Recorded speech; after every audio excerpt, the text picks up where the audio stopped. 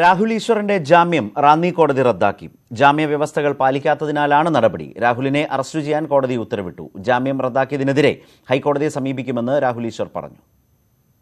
മണ്ഡലകാലത്തിന്റെ ആരംഭത്തിലാണ് പോലീസിന്റെ ഔദ്യോഗിക കൃത്യനിർവഹണം തടസ്സപ്പെടുത്തിയ കേസിൽ രാഹുൽ ഈശ്വർ അറസ്റ്റിലായത്. ജുഡീഷ്യൽ കസ്റ്റഡിയിലായ രാഹുൽ ഈശ്വറിന് ഉപാധികളോടെയാണ് ജാമ്യം അനുവദിച്ചത്.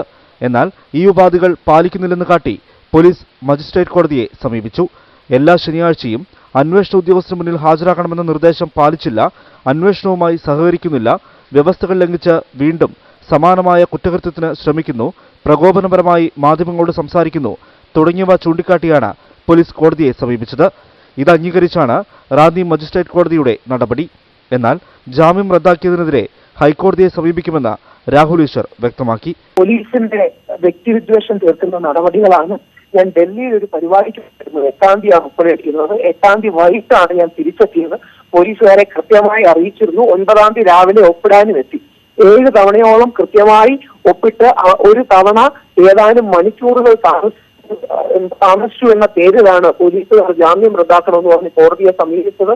ദൗർഭാഗ്യകരമാണ്, വ്യക്തിവിരോധം തീർക്കുന്നതാണ്. ഇതിനെതിരെ തിങ്കളാഴ്ച തന്നെ ഹൈക്കോടതിയിലേക്ക് മൂവ് ചെയ്യും. ശ്യാം ദേവരാജ്, ന്യൂസ് 18, പത്തനംതിട്ട.